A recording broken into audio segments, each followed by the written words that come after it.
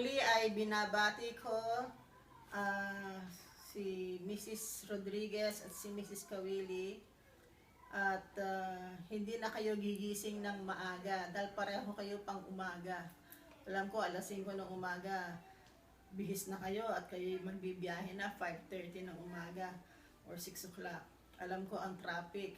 So ngayon sa inyong pagre-retiro, wala na kayong aalalahaning magbibihis, magbibiyahe, lesson plan, at marami pang hirap na mararanasan.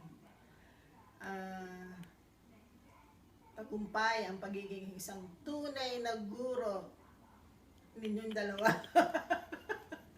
Tagumpay. And alam kong masaya kayo at nakamit nyo ang puntong ito na kayo'y magre-retiro at still hindi pa rin nagbabago. Pareho pa rin ang aura. Walang kupas ang ganda. Walang kupas ang talino at lalo pang mag-aalab ang pagmamahal, hindi lang sa pagtuturo o sa mga estudyante, kundi pag-aalab ng pagtuturo sa mga apo. Ngayon ay haharapin ninyo, katulad ko, hindi na mga estudyante, kundi ang sarili nating dugo, ang ating mga apo.